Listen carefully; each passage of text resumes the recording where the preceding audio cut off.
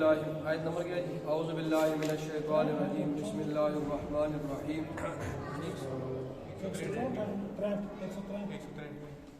163 آئے گا. لقد من اللہ علی المؤمنین اذ بعث فیہم رسولا من انفسہم یتلو علیہم آیاتہ ویزکیہم ویعلمہم الکتاب والحکمہ وَإِن كَانُوا مِن قَبْلُ لَفِي ضَلَالٍ مُّبِينٍ أَوَلَمَّا أَصَابَتْكُم مُّصِيبَةٌ قَدْ أَصَبْتُم مِّثْلَيْهَا قُلْتُمْ أَنَّ هَٰذَا قُلْ هُوَ مِنْ عِندِ أَنفُسِكُمْ إِنَّ اللَّهَ عَلَىٰ كُلِّ شَيْءٍ قَدِيرٌ وَمَا أَصَابَكُمْ يَوْمَ الْتَقَى الْجَمْعَانِ فَبِإِذْنِ اللَّهِ وَلِيَعْلَمَ الْمُؤْمِنِينَ وَلِيَعْلَمَ الَّذِينَ نَافَقُوا وَقِيلَ لَهُمْ تَعَالَوْا قَاتِلُوا فِي سَبِيلِ اللَّهِ أَوِ ادْفَعُوا قالوا لو نعلم قتالا لاتبعناكم هم للكفر يومئذ أقرب منهم للإيمان يقولون بأفواههم ما ليس في قلوبهم والله أعلم بما يكتمون صدق الله العظيم. پہلے ان آیات کا ترجمہ سنیں اس کا تفسیر. لقد من اللہ، البتہ تحقیق احسان کیا اللہ نے، البتہ تحقیق احسان کیا اللہ نے علی المؤمنین مومنوں پر، اذ بعث فیہم جب بھیجا اللہ رب العزت نے، فیہم ان میں، رسولا ایک رسول، من انفسہم ان کی جانوں میں سے، ان کی جانوں میں سے، یتلو علیہم آیاتہ وہ تلاوت کرتا تھا ان پر اللہ تعالیٰ کی آیتیں، ویزکیہم اور ان کو پاک کرتا تھا، ویعلمہم الکتاب اور ان کو تعلیم دیتا تھا کتاب کی، والحکمت اور سنت کی، وَإِن كَانُوا اور بے شک وہ تھے، من قبل آپ صلی اللہ علیہ وسلم کی آمد سے پہلے، لفی ضلال مبین البتہ کھلی گمراہی میں. اولما اصابتکم مصیبت کیا جس وقت پہنچی تمہیں مصیبت،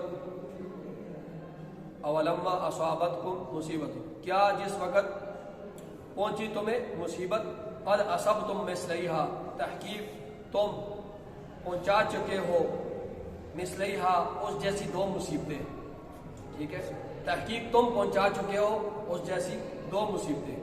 قل تم نے کہا، ان ھذا یہ کہاں سے آئی ہے، قل تم نے کہا، ان ھذا یہ کہاں سے آئی ہے. اللہ فرما رہے ہیں، قل اے نبی صلی اللہ علیہ وسلم کہہ دیجیے، ہوا من عند انفسکم وہ تمہارے نفسوں کی طرف سے آئی ہے، ہوا من عند انفسکم وہ تمہارے نفسوں کی طرف سے آئی ہے. ان اللہ علی کل شیء قدیر بے شک اللہ تعالیٰ ہر چیز پر قادر ہے. وما اصابکم اور وہ چیز جو تمہیں پہنچی، یوم التقى الجمعان اس دن جب دو فوجیں آمنے سامنے ہوئی، اور وہ چیز جو تمہیں پہنچی اس دن جب آمنا سامنا ہوا دو جماعتوں کا، فبإذن اللہ وہ اللہ کے حکم سے، بس وہ اللہ کے حکم سے، وَلِيَعْلَمَ الْمُؤْمِنِينَ اور تاکہ اللہ رب العزت ظاہر کر دے مومنوں کو، وَلِيَعْلَمَ الَّذِينَ اور تاکہ اللہ رب العزت ان لوگوں کو بھی ظاہر کر دے، نافقو جو منافق ہیں، تاکہ اللہ رب العزت منافقوں کو بھی ظاہر کر دے. وَقِيلَ لَهُمْ اور کہا گیا ان کو، وَقِيلَ لَهُمْ اور کہا گیا ان کو، تَعَالَوْا آؤ، قَاتِلُوا لڑو، فِي سَبِيلِ اللَّهِ اللہ کے راستے میں، اَوِ ادْفَعُوا یا دفاع کرو، اللہ کے راستے میں لڑو یا دفاع کرو. قالوا انہوں نے کہا، لو نعلم قتالا اگر ہم قتال جانتے نا، ہم لڑائی جانتے، تو لاتبعناکم البتہ ضرور ہم آپ کی پیروی کرتے.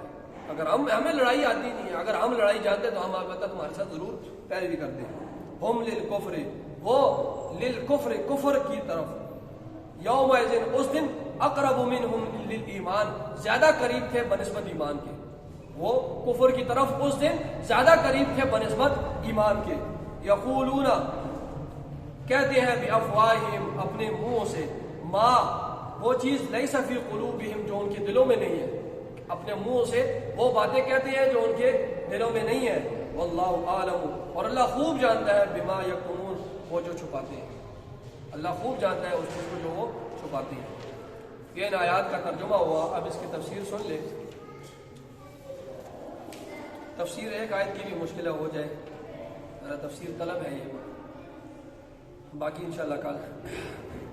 دیکھیں پہلے سے غزوہ احد کا ذکر چلا آ رہا ہے، اور اس سے پہلے آیات میں اللہ رب العزت نے یہ بات بیان فرمائی کہ میں نے نبی صلی اللہ علیہ وسلم کو جو ہے اعلیٰ اخلاق والا بنایا، اور نرم بنایا میں نے اپنے نبی کو جو میں نے بھیجا ہے وہ کیا بنایا؟ اعلیٰ اخلاق والا بنایا اور مزاجن نرم ہے.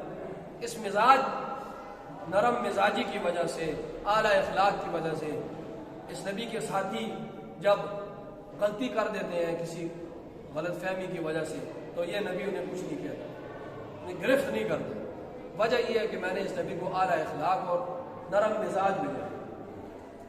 اب اللہ رب العزت اس آیات سے، یہ تو پچھلی آیات کا خلاصہ، اب اس آیت سے اللہ رب العزت اپنا احسان جتلا رہے ہیں. فرما رہے ہیں کہ دیکھو میں نے تمہارے اوپر احسان کیا کہ اتنا عظیم و شان پیغمبر میں نے تمہارے اندر بھیجا، اتنے اعلیٰ اخلاق والا ہے، اتنا نرم خو ہے، تو یہ میرا احسان مانو، یہ میرا احسان ہے کہ اتنا عظیم و شان پیغمبر اللہ رب العزت فرماتے ہیں کہ میں نے تمہارے اندر مبعوث ہوں.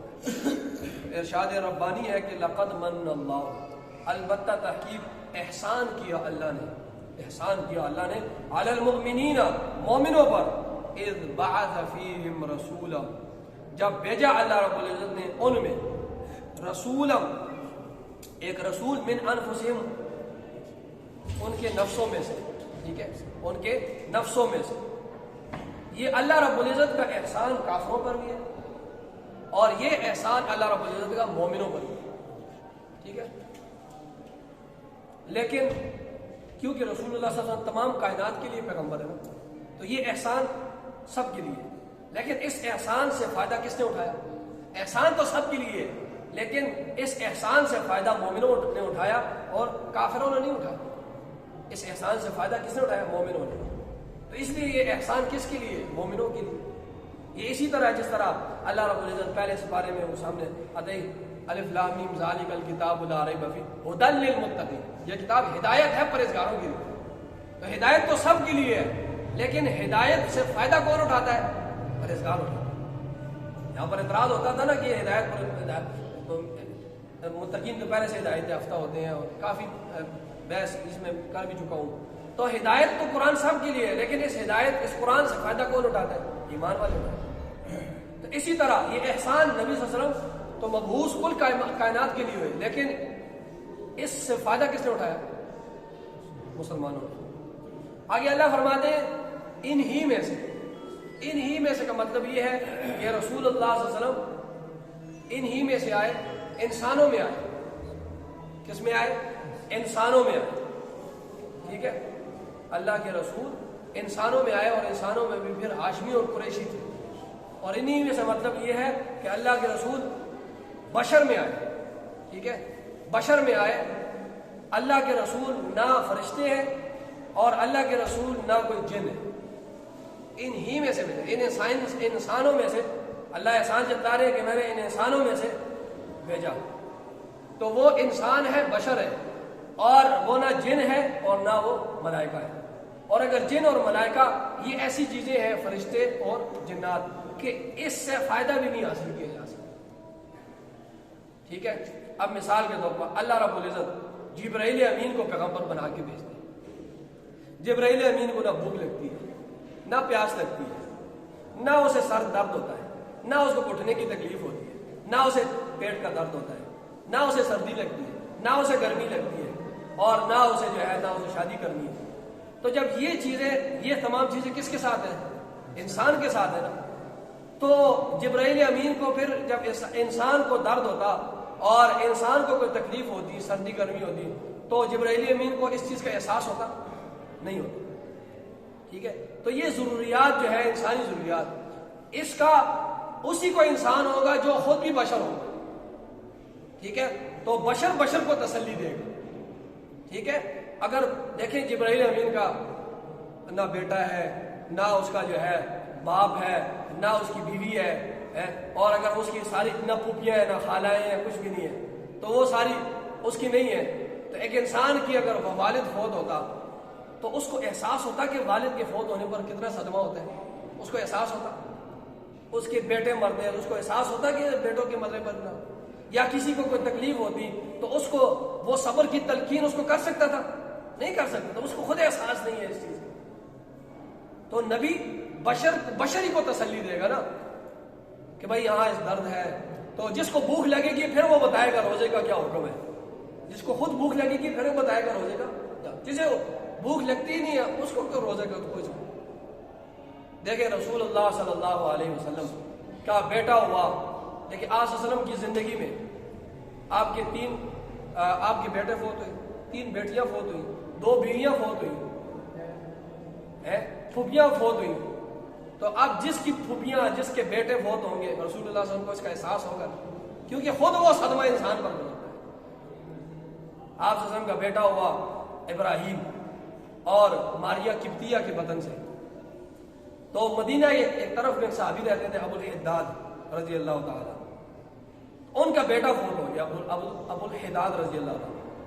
تو ان کا بیٹا فوت ہوا، ان کی جو بیوی تھی وہ بڑی صحت مند تھی، وافر مقدار کے اس کے سینوں میں دودھ تھا۔ تو اس کی بیوی نے کہا کہ میں کافی صحت مند ہوں، یہ دودھ ضائع ہو جائے گا، تو آپ رسول اللہ صلی اللہ علیہ وسلم کے پاس جائیں اور ان سے کہیں جو آپ کا بیٹا ہوا ہے نا تو میں اس کو دودھ پلا دوں گی۔ تو وہ ابو الحداد گئے رسول اللہ صلی اللہ علیہ وسلم کے سامنے اور انہوں نے عرض کی، تو بیٹا ماریہ قبطیہ کا بھی تو تھا نا، تو ان سے پوچھا مشورہ کر کے، انہوں نے کہا ٹھیک ہے۔ وہ صحابی لے گئے، 18 مہینے تک وہ بچہ دودھ پیتا رہا، لیکن کچھ بیماری ان کو لگی تو بہت نازک حالت ہوئی۔ تو بیوی نے اپنے شوہر سے کہا کہ آپ رسول اللہ صلی اللہ علیہ وسلم کے پاس چلے جائیں اور ان سے کہیں کہ بیٹا آپ کا نازک حالت میں، موت اور حیات کی کشمکش میں۔ اب رسول اللہ صلی اللہ علیہ وسلم چند صحابہ کو لے کر گئے اور آپ صلی اللہ علیہ وسلم نے اپنے بیٹے کو ہاتھ میں لیا، ابراہیم کو، اور لیا، اور اس وقت سانس اکھڑ رہی تھی۔ جب سانس اکھڑ رہی تھی تو آنکھوں سے آنسو نکلنا شروع ہو۔ عبد الرحمن بن عوف رضی اللہ تعالیٰ عنہ کھڑے تھے، فرمایا اللہ کے رسول آپ رونے لگے ہیں، آپ ہمیں کہتے ہیں نہ رو، آپ خود روتے ہیں۔ تو آپ صلی اللہ علیہ وسلم نے اشارہ کیا زبان کی طرف، فاشار الیہ لسانی، فاشار الی لسانی، آپ صلی اللہ علیہ وسلم نے زبان کی طرف اشارہ کیا اور فرمایا میں نے اس چیز سے منع کیا کہ زبان سے نوحہ بین نہ کرو، زبان سے واویلا نہ کرو، باقی دل پر صدمہ آتا ہے تو آنکھوں پر آنسو آ جائے تو یہ اس کے خلاف نہیں۔ اور فرمایا، آپ اس کو اٹھایا ہوا تھا، فرمایا ابراہیم تیرے جانے کے بعد ہمارے دل کو صدمہ پہنچا، ابراہیم ہمارے آنکھ جو ہے وہ آنسو بہا رہی ہے، ہمارا دل غمگین ہے، اور ابراہیم ہم سب غمگین ہیں تیرے جدائی سے۔ یہ بخاری شریف۔ تو آپ ابراہیم ہم سب غمگین ہیں تیرے جدائی سے۔ تو یہ صدمہ رسول اللہ صلی اللہ علیہ وسلم کو پہنچا، ٹھیک ہے بیٹا۔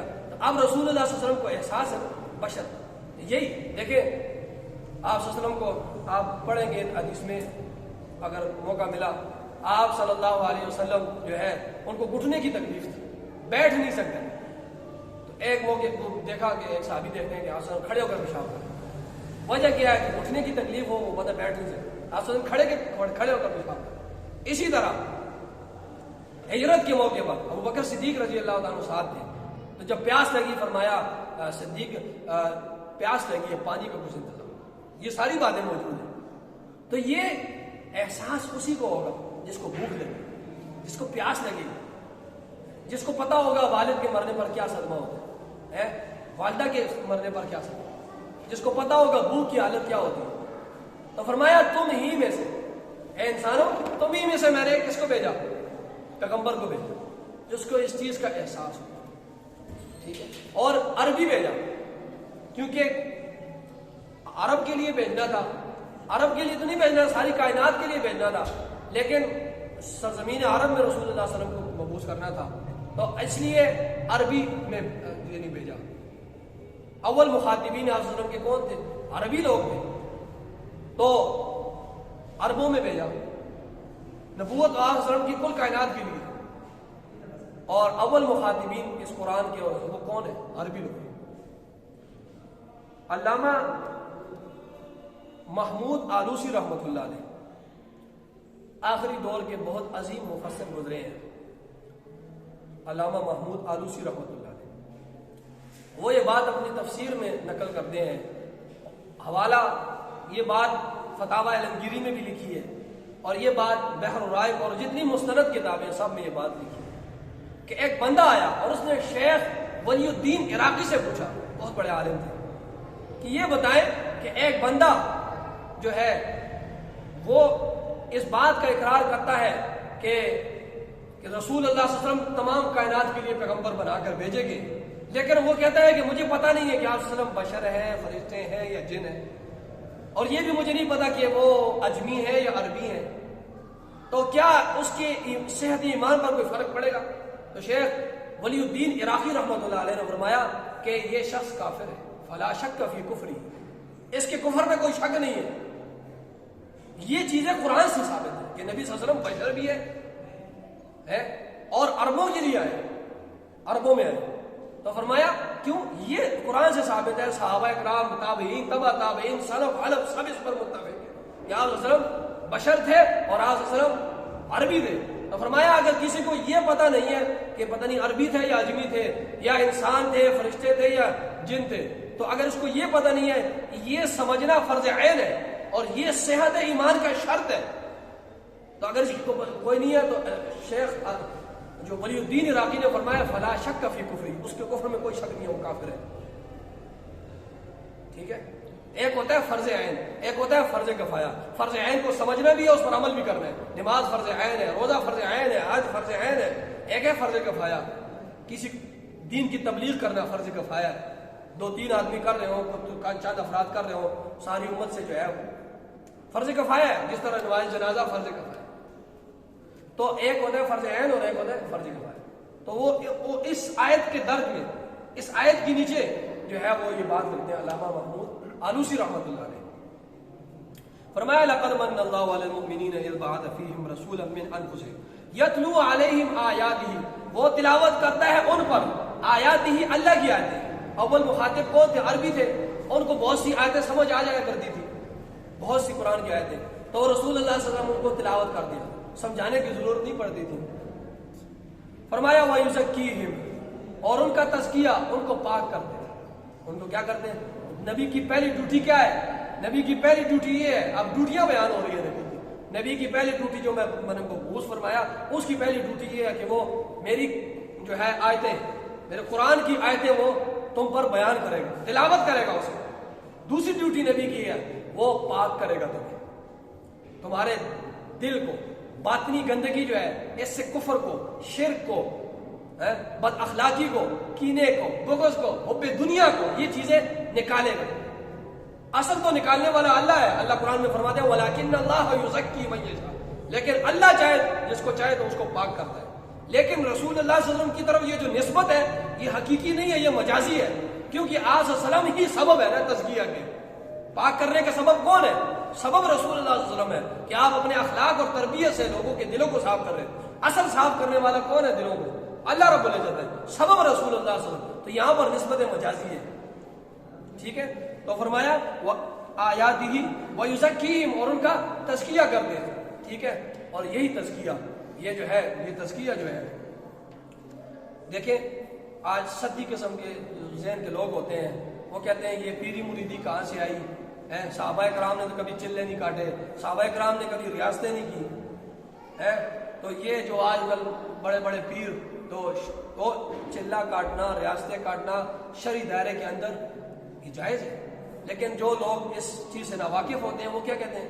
یہ صحابہ سے ثابت نہیں ہے چلے کاٹنا، ریاستیں کاٹنا، اور یہ آپ صلی اللہ علیہ وسلم نے یہ نہیں کیا، تابعین تبع تابعین۔ دیکھیں حضرت حنظلہ سدیس رضی اللہ تعالیٰ عنہ آئے، جب آپ صلی اللہ علیہ وسلم کی مجلس سے اٹھے، باہر آتے ہیں تو کیا کہتے ہیں؟ حنظلہ منافق ہو گیا، وہ حدیث مشہور ہے، حنظلہ منافق ہو گیا۔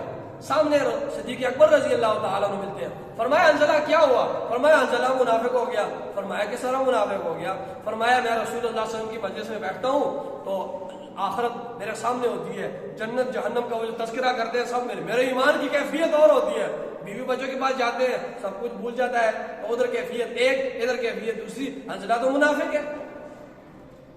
تو ابو بکر صدیق رضی اللہ تعالیٰ نے فرمایا یہ تو حالت تو میری بھی ہے، آؤ ہم دونوں چلتے ہیں رسول اللہ صلی اللہ علیہ وسلم کے پاس۔ دونوں گئے رسول اللہ صلی اللہ علیہ وسلم، فرمایا حنظلہ منافق۔ فرمایا اللہ کے رسول صلی اللہ علیہ وسلم کیا ہوا؟ فرمایا یہ ساری کیفیت ہے۔